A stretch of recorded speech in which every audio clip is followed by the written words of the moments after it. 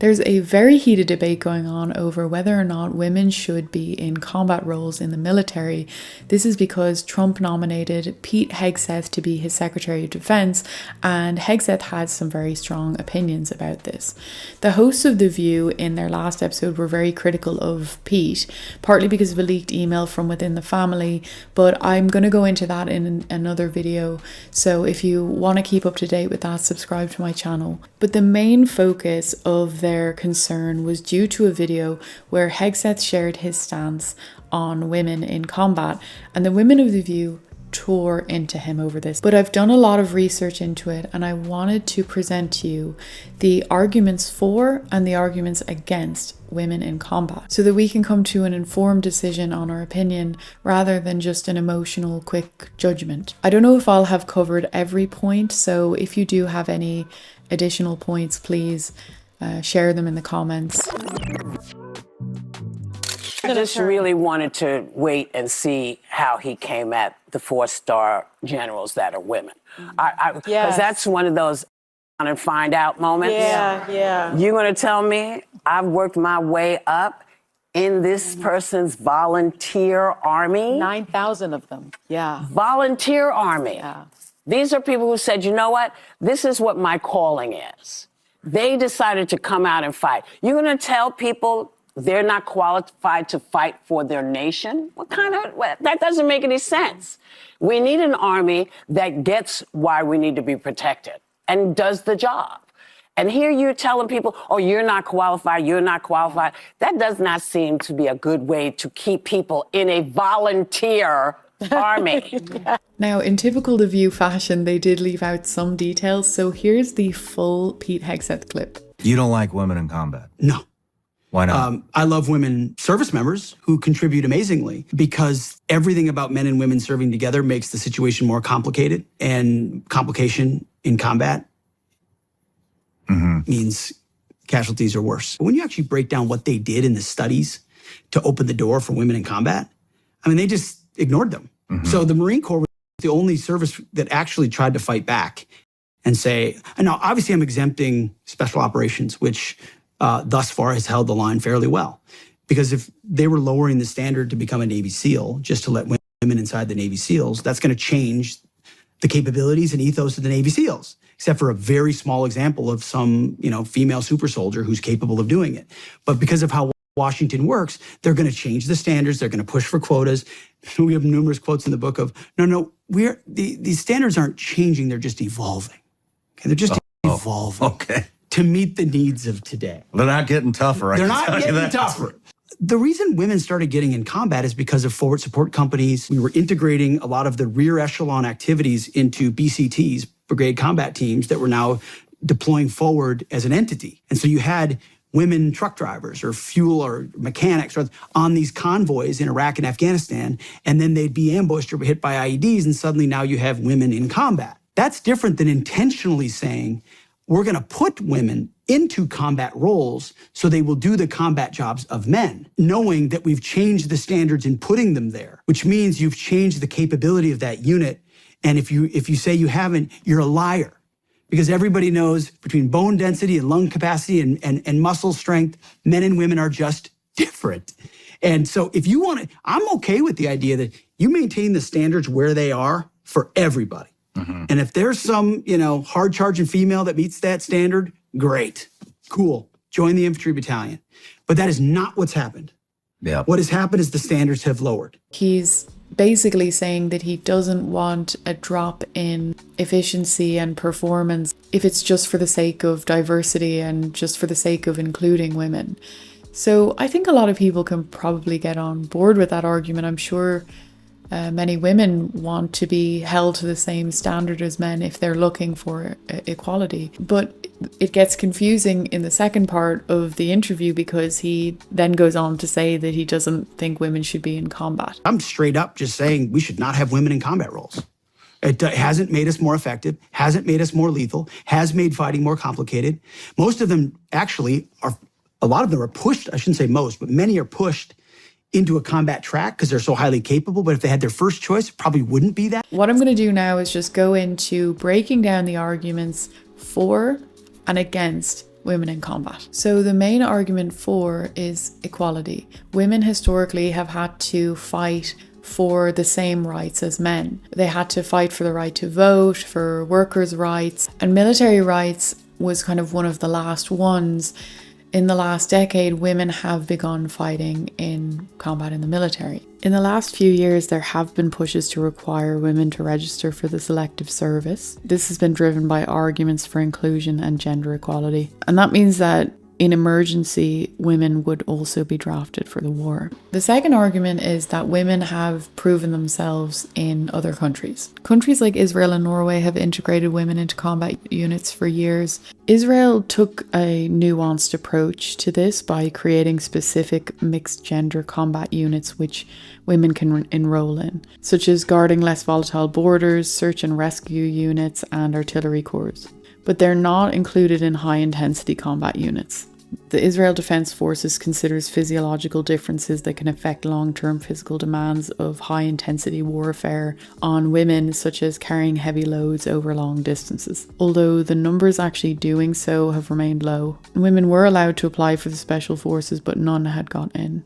The BBC spoke with a male Norwegian Special Forces soldier who said that there are valid concerns that women would struggle to carry an injured male counterpart to safety quickly. But he went on to say, they're not going to win hand-in-hand combat, but most of the time we use guns, and a lot of the time they shoot better than the guys. Number 3, there are examples of women excelling in these roles.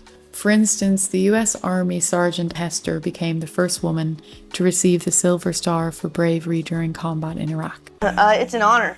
It's an honor just to be considered for the Silver Star. It's a very prestigious award, and not too many soldiers receive it. So, I mean, it's an honor to have received this award.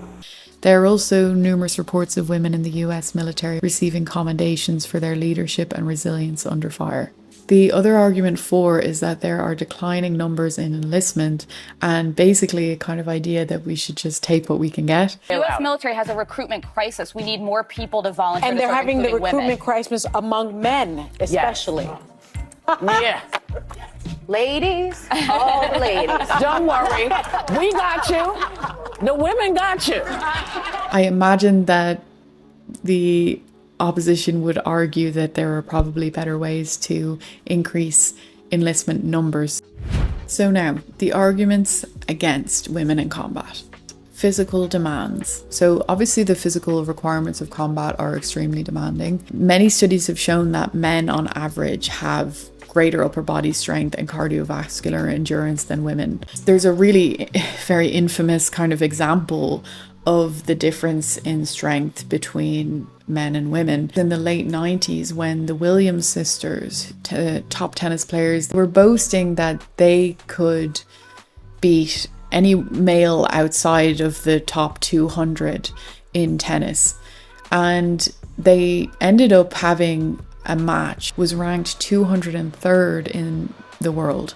And unfortunately, they lost badly to him, both of them. In one of them, he won 6-2, and then with the other sister, he won 6-1. It was a really, really kind of significant moment where it showed the huge difference between men and women in terms of their physical abilities, you know. The Williams sisters are very strong women, and it really demonstrated that fact. What we should want as a country is we need the best people who are best equipped to do the job.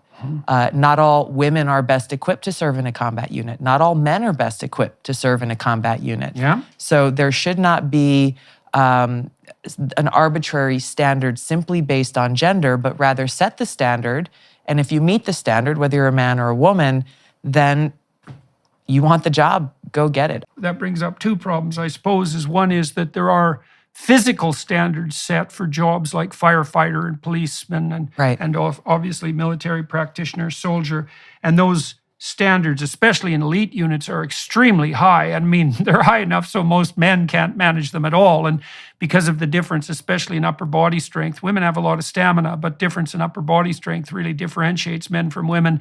If the physical standards are set high enough to exclude say 95% of men, they're going to exclude virtually all women.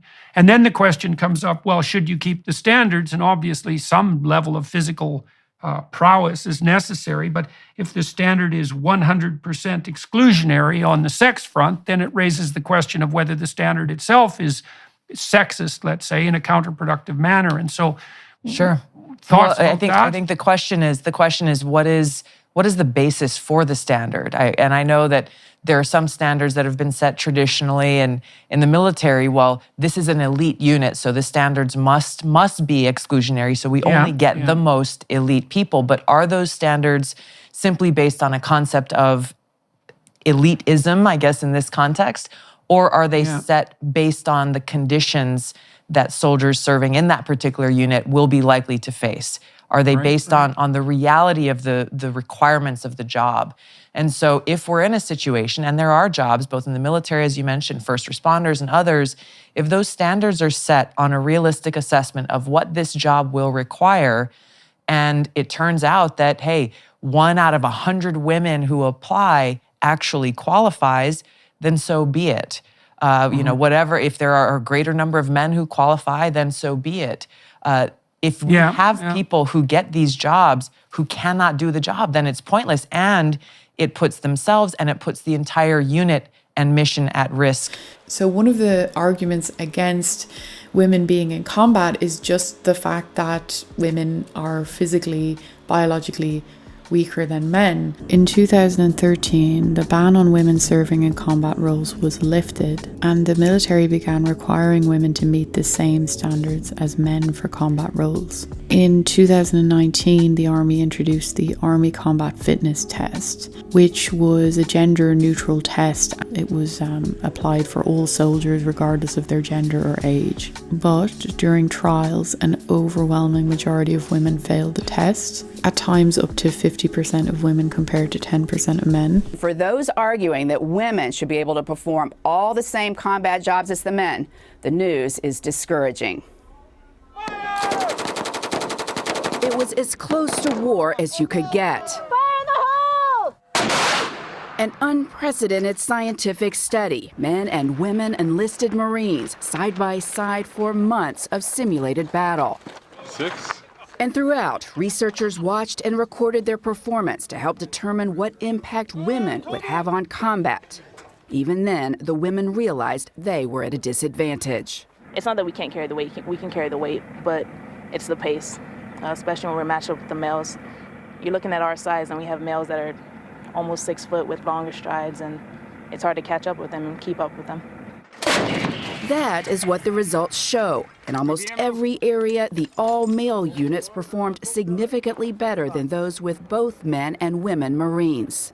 The men were faster in each tactical movement, had better accuracy, and were quicker. They registered more hits on target and had a noticeable difference in their performance of overcoming obstacles and evacuating casualties.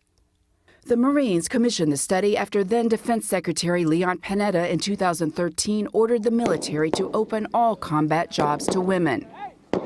We must open up service opportunities. So then in 2021, the standards were adjusted. The Army revised the test. This did effectively lower the standards for women compared to men in the tests. For example, women are required to carry 20 pounds less during deadlifts. They're allowed about 3 to 4 minutes longer to complete run tests. Women are given 40 seconds longer to complete the sprint drag carry test. Men have to hold a plank for a minimum of 2 minutes, whereas women have to hold a plank for a minimum of 1.5 minutes. The standing power throw, where soldiers have to throw a 10-pound medicine ball backwards over their head, requires a minimum distance of 8.5 meters for men, but 6.5 meters for women. I mean, the Marine Corps did the study. Integrated units, meaning male, female, did drastically worse than all-male units. And Ray Mabus, who was the Secretary of the Navy in time in 2015, said, "Oh, your study. We're doing it." Because that's what the Obama administration wanted. Take the assassination attempt of President Trump. I mean, in a perfect world, would you want to have like 6'3" guys guarding a 6'3" president? Well, I'll tell you what, it sure as hell doesn't make sense to have a 5'5" woman in there guarding a 6'2" man. Standards and capabilities have been subordinated to agendas. Number 2, logistical and financial challenges. There are significant logistical challenges and additional costs involved in accommodating women in combat roles. You have things like additional barracks having to be built and bathrooms, uniforms, body armor, additional training, healthcare, and support services. Injuries are anything that takes a service member out of combat. Pregnancy adds to women's injury stats. But even if you remove that from the data, women are hospitalized at 30% higher rates than men. According to data from the Pentagon, men are hospitalized for general injuries, poisonings, and disorders of the muscles, skin, or connective tissues, while women are hospitalized for genital and urinary disorders, mental disorders, and tumors. With this in mind, the military is working to design gender-neutral training programs and better understand all of these injuries. Women also have a higher likelihood of dropping out during training, so that can just be more costly in terms of having to do a whole new kind of recruiting session. The opposition, of course, would argue that these are worthwhile long-term investments. It's a very unfortunate fact that women in combat are vulnerable to being the subjects of horrendous, unthinkable violence. If they get captured in combat, there is record of appalling experiences that they have. That is something that we can't control. No matter how much training you give US military, you can't train the militaries around the world to treat women well when they take them hostage. And unfortunately, women just are more susceptible to being treated in very, very awful ways. I suppose that the opposition could argue that as long as women are informed about this risk and they fully understand what they're getting themselves into, then it's their right to choose if they want. Unit cohesion and morale. I'll just start by bringing us from that point. I'm going to read it. There's a theory that men may be more likely to abandon their objective to protect female soldiers, as they may feel a moral or societal obligation to protect them. And that dynamic can put the mission at risk because priorities shift from completing the objective to rescuing or defending a female service member. And then that can lead to mission failure or increased casualties. It can be argued that with enough training, it's possible to, make sure that kind of issue doesn't arise. But no matter what, it does still remain a very complex challenge in integrating women into frontline combat roles. Research on mixed gender military units does suggest that gender integration can negatively impact unit cohesion and morale. Studies have shown that the presence of women in traditionally male-dominated units can cause tension, particularly during high-stress operations. Romantic relationships can bring about a lot of complications such as favoritism, jealousy, perceived inequalities. If a romantic relationship were to go wrong, there can be tension, resentment. People can be requesting to change units, and it can just create a very complicated situation to deal with. And again, it can be argued that these things can be combated with enough training and good leadership. But of course, all of those things come at a cost. And in the end, the reason that this is such a hot topic is because it's not straightforward. Let me know your thoughts in the comments. Do you think that the military should continue to open combat roles to women? Or do you think that there are too many risks involved? Do you think that it's a good idea to have Pete Hegseth as Defense Secretary? Or do you think the women of The View are correct and that he's a bad pick? Don't forget to like and subscribe. And as I always say, please share your opinion in the comments because your opinion matters.